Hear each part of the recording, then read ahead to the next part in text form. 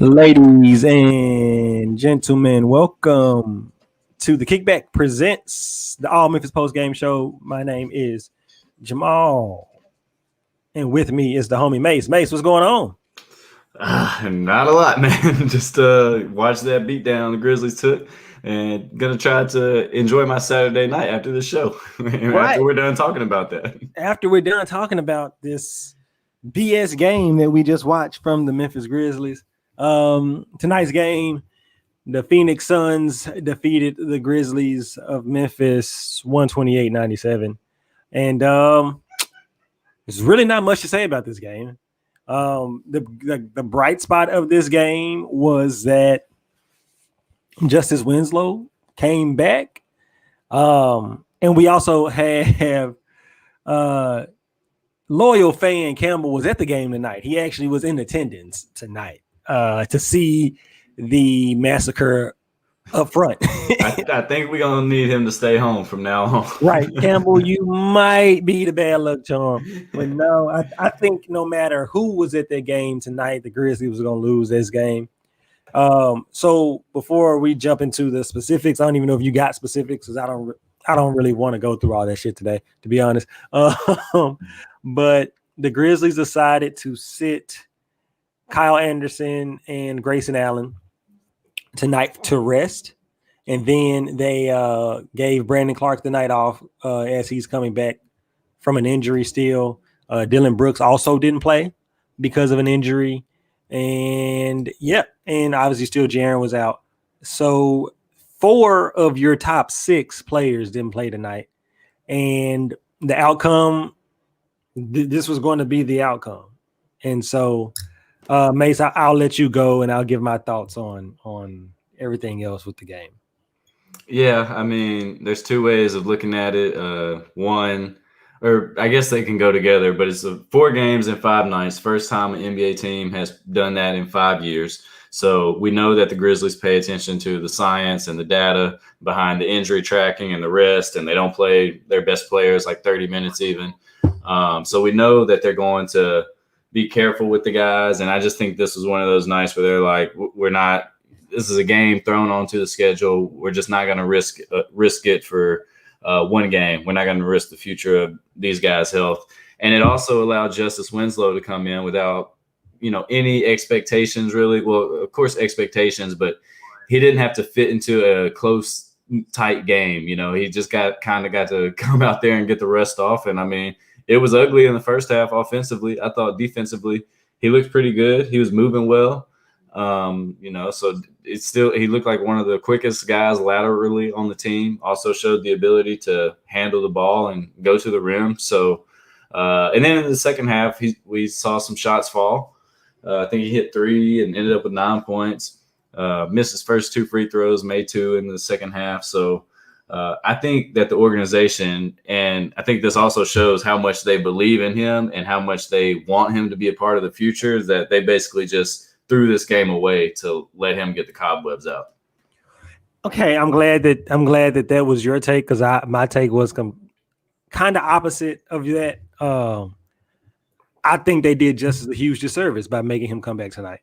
I think if they were going to let him play a game in this back-to-back series, it should have been a game. It should have been last night against the Pistons, because that's another game. Like, with the lineup that they played with tonight, they would have beat the Pistons. You know what I'm saying? Like, you still would have got the dub. I will say it was good. Like I mentioned, maybe I don't know. You right? Maybe right. I mentioned that he looked good physically. He was pressing the whole first half, the first 10 minutes or how many minutes he played in the first half. He was pressing. He didn't have his NBA legs. Some of his shots were short. did a couple passes that he, probably wouldn't do, threw the ball too low.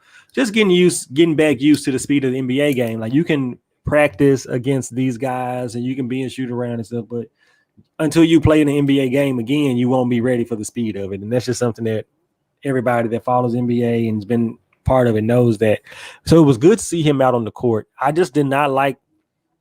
And then they brought him off the bench, and the bench unit that he played with was Conchar, fucking McDermott.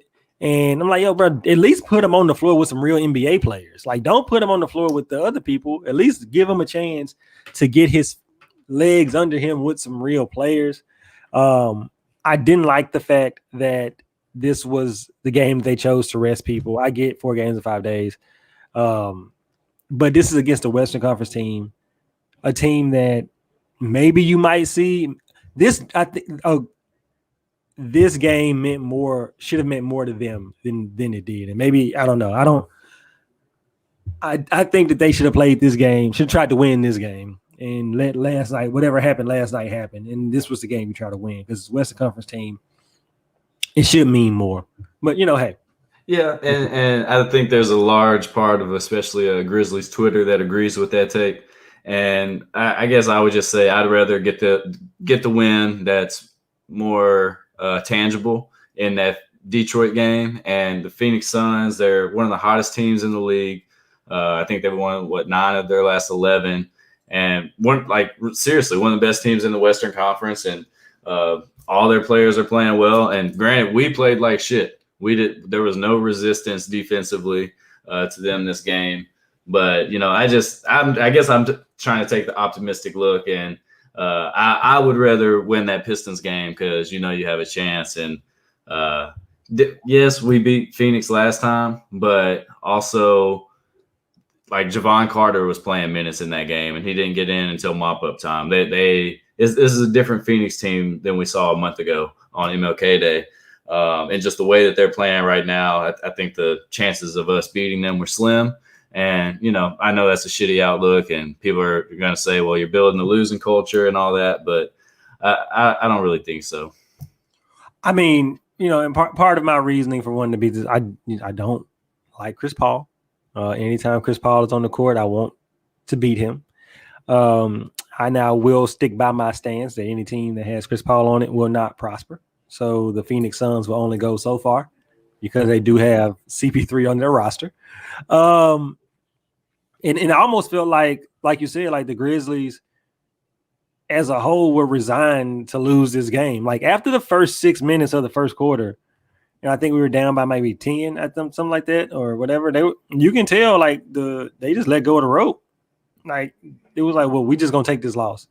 And Jonas and Ja, yeah, whatever. But Ja was getting frustrated because he wasn't getting calls. Jonas was getting frustrated because he wasn't getting called. Then you were down by 20 points, basically a whole game. So like this was a loss that they wanted to take this loss. And I don't think that this is a loss you should have took.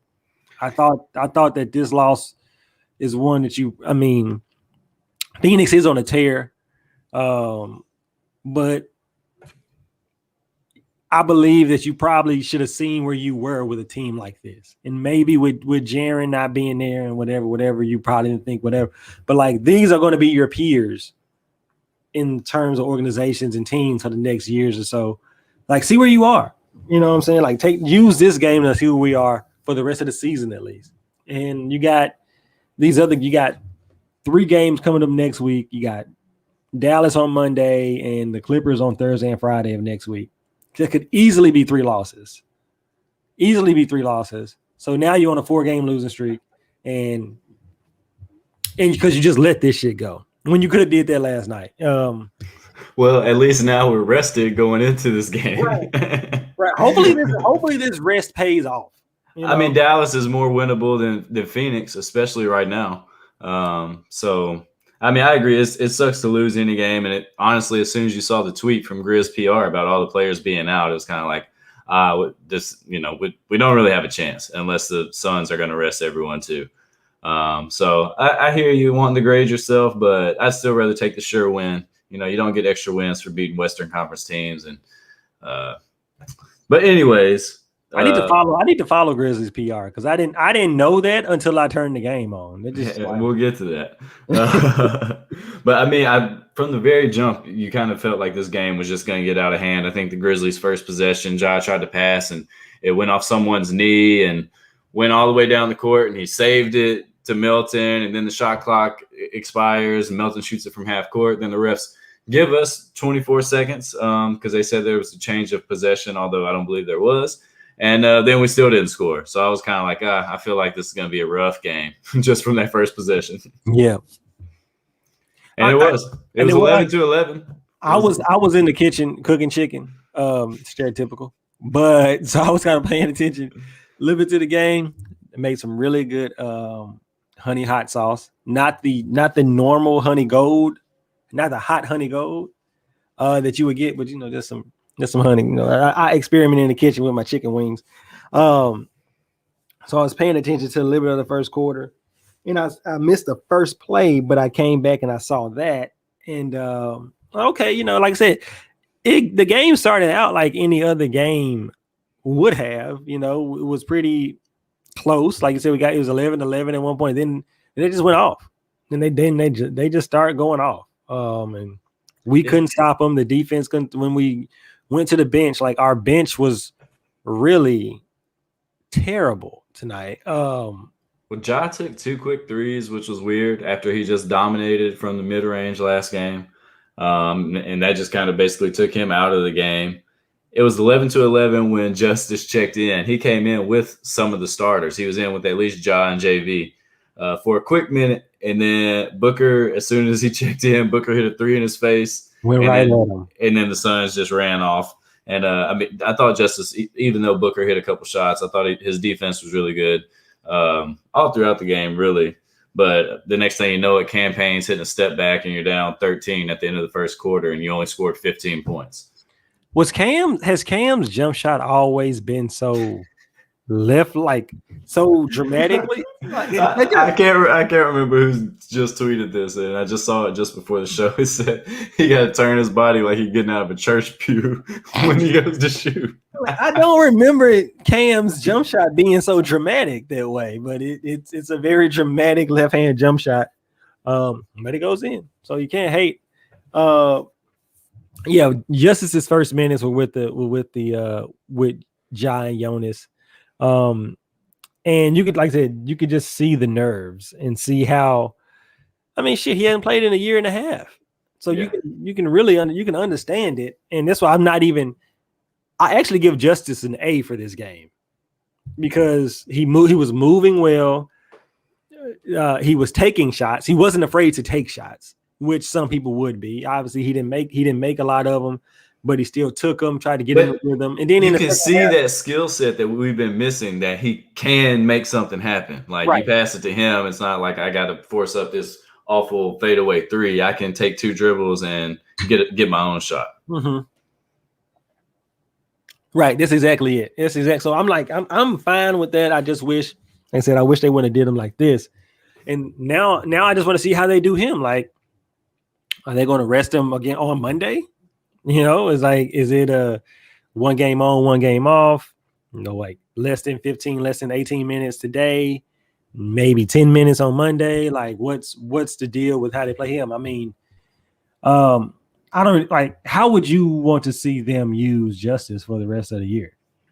Right now, with the way everyone's playing, and assuming Kyle's going to start, and I would like Kyle to start at the 4 and along with Ja, JV, Grayson or Bane, and then Dylan Brooks. And then I would like Justice to kind of slide into that primary ball handler of the second unit, basically like Kyle Anderson has done from time to time. And it's not that I don't like Tyus, but I think they could play well together. They're Duke boys, Duke brethren.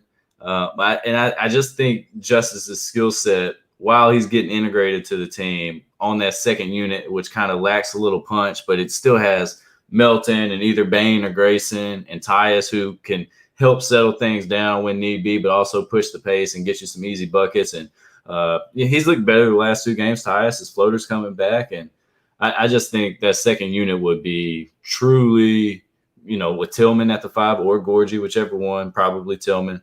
Like, I think that second unit would be nasty. Ty has got to be better for me.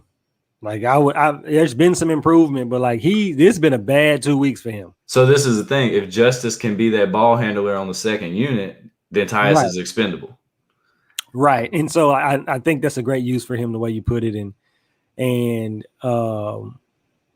right now him in that second unit makes a lot of sense. So with you said you're looking at Ja, Desmond or Grayson at Ja at the 1, Desmond Grayson at the 2, Dylan at the 3, Kyle at the 4, then Jonas, and then you come off the bench with Tyus, Desmond or Grayson, Justice, Milton, B. Clark, because you got to put Brandon Clark. So I guess honestly, Tyus might get pinched. Yeah, if Justice comes and shows that he can be that point forward for the second unit, but also Justice can guard the 4-man and B. Clark can guard the 5, maybe. So it gives you some versatility. And then I know ultimately they want him to start. So at some point you're going to end up putting Grayson and Bane going to be on that second unit at some point.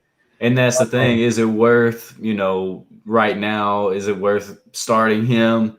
You could maybe do him and Kyle. Valanciunas, I don't know. That seems a little redundant. Yeah. Along with you have to have Grayson or Bane in the starting lineup if you start Justice and Kyle. But I just think the way Kyle's been playing, you can't move him to the bench, and you don't want him and Justice in the lineup together. Not that it can't work, but I just think it benefits both units if they're kind of separated. There might be some times where they could get crafty together, and that'd be cool because they got defensive versatility. You can switch pretty much everything, especially you have them out there with Melton. That's 3 really good defenders that can switch everything. You have Tillman or Brandon Clark at the 5, and then Jair Tyus at the point. Like, that's a good lineup. Yeah. It's we got a lot of options, and it's actually like that's why I gave him an A tonight, because you got to see what he can do and like how versatile he is for what this team needs. So that was good for him. Like nothing else about this game. It was whatever. Like, look at these numbers. We made 1 3 in the first half. We were 1 for 18, and they were 13 for 25. They made a franchise record of threes tonight. 24, I think. Yeah, like Campaign was shooting his super lefty threes. Mikal Bridges, who you knew was going to come back, he had 6 points last night. You knew he was going to come back today.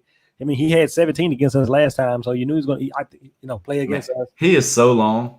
He shot one from the corner, and his arms were halfway to the goal. Yeah, now it's like Mikal played at Villanova, right? I think so. Yeah. He did, because Miles played at Michigan State. Yeah. And so even like you knew that he's going to be the type of player coming out of college, 3-and-D type guy. Super versatile, averaging 10 and like he should be averaging about 10-4, 12-5, something like that. Gonna be an NBA role player for a long time. You knew he was going to get back on track after not playing well against New Orleans last night, even though the Phoenix Suns won. Chris Paul was doing his Chris Paul thing. Even Campbell noticed there. I wish, and you probably could have heard him. He was talking shit. He was running his mouth. They were about 30. He's still running his mouth, which whatever. You're about 30, you can talk. But he was talking bad to somebody. Maybe anybody. I don't know who he was talking bad to. He was talking bad to a bunch of people. Jay Crowder was talking bad to somebody too on the Grizzlies bench. I think he told Taylor Jenkins to call a timeout. Chris Paul, that is. And as LeBron said, we got a bunch of young fellas in suits running their mouth a lot over there. So I think the veterans, especially Chris Paul, LeBron, Jay Crowder, they're not here for that. And so I love the fact that there are so many. I'm done. I don't know if I'm talking about this game anymore. I'm just talking in general. I just love the fact that there's so many connections between that organization and ours. Obviously, you have Campaign, a guy from Memphis, Javon Carter, who played for the Grizzlies, Jay Crowder, who played for the Grizzlies too. Melton was a son. Milton was a son. And so, like, as soon as the game ended, he went right over there and shaking everybody's hands. Well, obviously, he still knows people over there. I think somebody on their bench, like on the coaching staff, might have been with us at some point. So it's like that's pretty cool. Those I like the game within the game with that type of stuff. And they finally hired a good coach over there, and that as much as you hate him, they got Chris Paul, and I mean honestly, he did not let that team give up or let up at all. Right. He was yelling at DeAndre Ayton for much of the third quarter, like, this ain't easy. You got to be here, here, and here, because Ayton was kind of slacking off. I mean, they were up by 30 points at halftime, so it is what it is, and especially in the season like this. But Bridges, dude, he didn't miss until his last shot. He had 19 points. Booker, 23, 7 of 13. Campaign, like you said, 19 and 7. Only missed 3 shots. Sarge, 19. CP, 19 and 6. And I think Gorgie led us in scoring with 15 off the bench. And off the bench. Off with the cobwebs on him. So good old Gorgie Jane. But, Ja, for me, the worst part of his night was that just after coming off last night and dominating in that mid-range, you saw none of it. And a lot of that was Phoenix doesn't play the pick and roll defense the same way the Pistons do. So it's not as easy. But it just looked like we didn't even try. And maybe that was the game plan coming in tonight. Like, we're just not going to try. But I can't imagine that's the case. Hey, guys, don't try. Yeah. Kyle looked a little nukish over there? Did you see his outfit? Yeah, and then the beard had the mask and the beard coming out. First off, Kyle needs to cut the beard. Just not looking good for you, brother. We don't cut the beard. At least the one good thing about Justice playing is that we don't have to see his style anymore. We don't have to see his wardrobe anymore. He'll be in team issued gear. That's good. But yeah, man, once I saw who wasn't playing, you knew this was a loss. And so I don't know if I want to be as dramatic in saying it's a step back, because there were some good habits that were built in the last 2 or 3 games, even though we lost earlier. We lost on Wednesday. No, I'm sorry. We won on Wednesday. We lost on Monday, and we beat the Thunder on Wednesday, and we beat the Pistons on Friday. So you had some good habits and good stuff built through those 2 games, and I feel like you lost it this game. Like, maybe it was taking a step back. Even as a step back, it's just a continuity between players, getting them right with each other. So that's part of the reason why I didn't like them doing that today against this team. But once you're not playing 6 of your top 8, 5 of your top 8, yeah, that's a loss. Just don't get nobody hurt. Like, if you're gonna sit, if Dylan's already out and Jaren's already out, and you're gonna sit BC, Kyle, and Grayson, you might as well sit Ja and Jonas. Like, what if they went out there and got hurt on some stupid shit because they playing with McDermott, or they playing with John Conchar for 30 minutes at a time? Because you don't want to do that, in my mind. Yeah, and I agree with that, and I hear you. But what the Grizzlies would say is Ja and Jonas have both missed time due to injury, so their minutes haven't accumulated in the same manner that Kyle and Grayson missed time. But he's coming back from an injury, so I don't know, man. Shit, I don't know. It was just a bad night. I'll be worried if we get beat at Dallas bad on Monday. Yeah. I think you go in there and you try to win that game. Everybody plays who's even close to it. Like, Dylan's got a thigh. I expect him to play. And then Grayson and Brandon Clark seemed just like preventative because they were coming back from injury. And then after Dallas, you got 3 days off before the Clippers come to town, and you got a home back-to-back on Thursday and Friday. So gear up for the Dallas game. And hopefully we can just get this bad taste out of our mouth from Phoenix whooping our ass. It's when we lose, it's just not close. We haven't been too high stress rate lately. When we lose, we lose. When we lose, we lose. That's what it is. I am trying to see. So we played Dallas last year. We lost 138 to 122. Did we play him again? We played them. So we played them in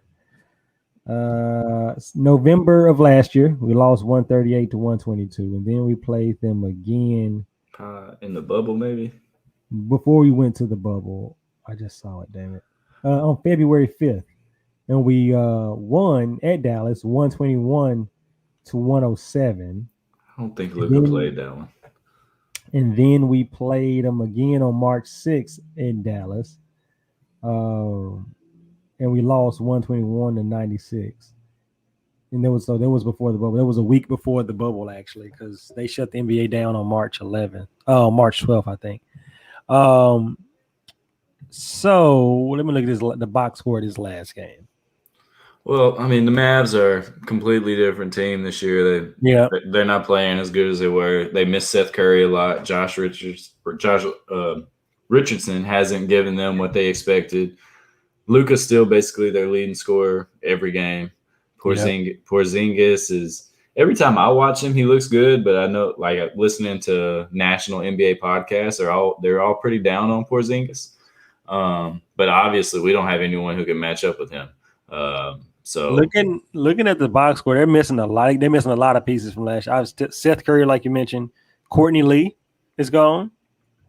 DeLon Wright is gone. Damn, DeLon Wright had 11-8 against us that night. Courtney Lee had 13-5. Seth had 15.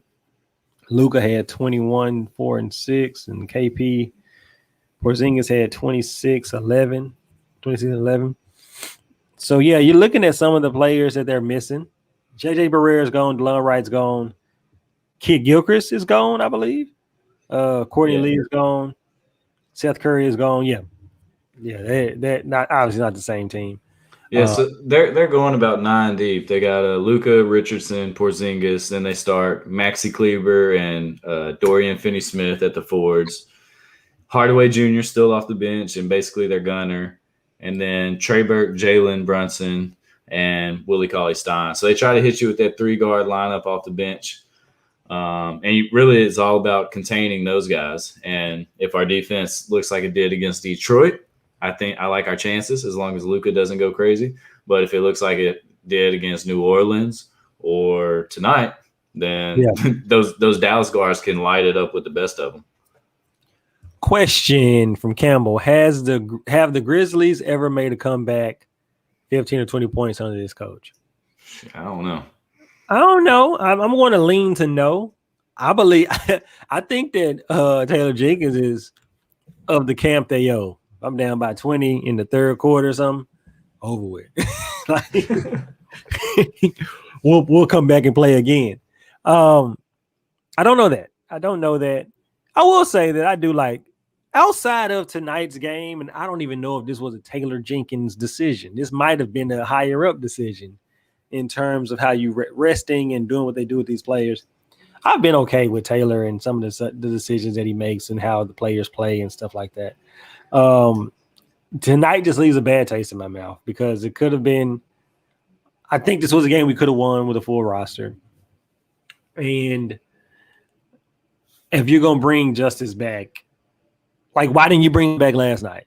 Like, him sleeping in his own bed last night didn't prepare him for tonight. You could have I just want to know the thought process. If this is a back-to-back, like, you bring him back last night, let him sit today, and then get ready for Dallas because he's going to play for Dallas. Now I just want to know the thought process behind that. I already gave you that. It's that we're tossing this game out the window and we're going to let him get all his cobwebs out. It's not going to be worried about should I shoot this shot because it's a 2-point game or not. You're down 30, get out there. And they weren't down 30 when he came in. It was tied up. Yeah, but you knew it was going to get there. It was surprising when it was tied up. We didn't expect this, Justice. We apologize. We started 2 rookies, and they've been great, but we're playing against what is the second best team in the Western Conference right now behind the Jazz. Like, it's just it was going to be that way. So I don't agree with it. And yes, Campbell, the zone is so annoying, especially when Ja Morant's down there and they just throw it to DeAndre Ayton and he dunks it. I don't understand it. I have no idea why we keep trying that. That zone is stupid. We talked about it a couple shows ago where I don't know what they're trying to do and who patrols what, and what are the responsibilities in this zone. Whatever, man. I don't like it. I don't like it at all. Yeah, and one thing that we can agree on is that the front office doesn't care about stacking wins this year. Not that they're actively tanking, but their end goal is not going to be this season, the outcome of this season. Like, they are playing the long-term game, and if it's sacrificing a game here or there, like, they don't care. And I think they've made that abundantly clear, just with the way they've handled injuries and just every action they've made. We didn't bring in veterans this year, like they did last year, to kind of keep the team afloat. So it is what it is. We're 13-13. At the end of the day, if you would have signed up for that before the season, to be 500 through 26 games. Would I? Yeah, man. I would have. No lie. I don't have any superlatives. Player of the game. Justice Winslow. Devin Booker. Bum of the game. Campaign. Give it to Campaign. He came home. We'll give it to Campaign. Bum of the game, the entire Memphis organization. That's as a staff and record label. Play of the game. Ja's first 2 points, he crossed up CP3 and had a left-handed layup. Yeah. I'm trying to think, did Justice do something? He missed the layup. He made a nice up and under or something like that, and he ended up missing it, I believe. His first points as a Grizzlies came from the left wing, a three to open his first minutes of the second half, and it splashed right through. Did you see? Now, I might have been wrong, but he made that three, and Jay Crowder got the ball to take it out. And it looked like he started clapping.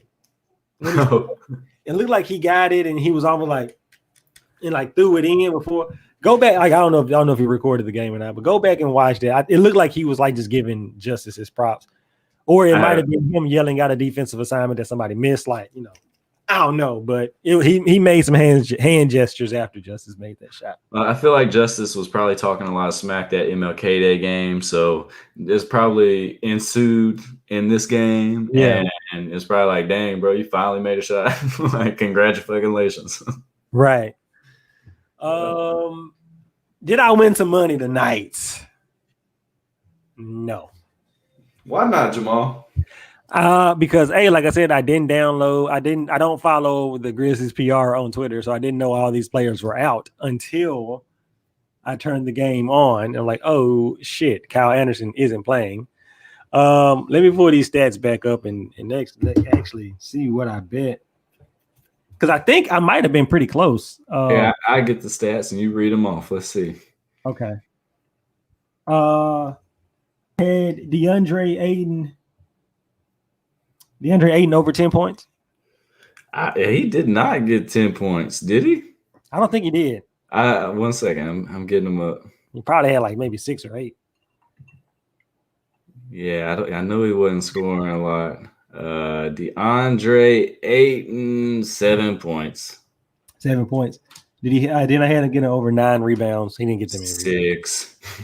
Yeah, wouldn't that mean he missed shots? You can't get rebounds when you miss shots. Yeah, they shot 54%. Mikal Bridges over 8 points. He did that. Over 2.5 rebounds. He got 3. He got that. Yeah. Devin Booker over 20 points. He got that. Chris Paul over 6 assists. Nope. 5. Chris Paul finished with 5. He had 6. Oh, fine. 6 plus was good. Oh, okay. John Morant to score 15 or more. I don't think he got to that number, did he? He had 12, 5 and 5. 5 and 12 on the field, 2 free throws. Then I had Guy getting over 6.5 assists, so basically 7 assists. He ended up with 5. Jonas I had over 12.5 points. 10. And then I had over 10.5 rebounds. 12. And so I should have flipped him. Yep. And then I bet that Kyle Anderson would do something, but obviously he didn't play. So Vegas just took your money. You could have gave that to somebody on the streets, man. And then I bet that the total would be over 210, and it was. So Thanks to Phoenix. No thanks to the Grizzlies. Oh, thanks to Phoenix. All thanks be to Phoenix. Play of the game, McDermott jumped very high and almost crashed, almost hurt himself. Thank God he didn't. But yeah, so you know, I think it'll be a step in the right direction Monday if we don't see McDermott minutes, you know, just for a game or two. I am fine with McDermott not getting any minutes. He did hit some jumpers late though. He did. So did Conchar. Conchar made shots and had a dunk and some other stuff. It was like y'all shouldn't be playing minutes. Y'all shouldn't be playing minutes, man. They shouldn't be playing minutes. No, yeah, and you know, in a normal season, if the G League team was in South Haven, you probably would have rested Ja and JV and just brought up whoever you have down there, right, and just done it that way. Mm-hmm. That's a great point. I didn't think about that. That's a great point. Yeah, so that just hit me. But anyways, yeah, you can wrap it up, man. Y'all can find me on Twitter at BarnburnerSlim. I ain't trying to talk about this Phoenix Suns game ever again. Where can they find you in the show, Jay? Yeah, they can find me at Nerdy McFly on Twitter, at _Kickback_podcast on Instagram. Find the show on YouTube at Diamond in the Bluff Media, on Facebook at The Kickback Pod. If you've been listening so far, you haven't subscribed, just go ahead and press subscribe. Other than that, we ain't never talking about this game again. So that's Mace. I'm Jamal. That's Campbell on the comments, and we are out. A third of our points were second chance.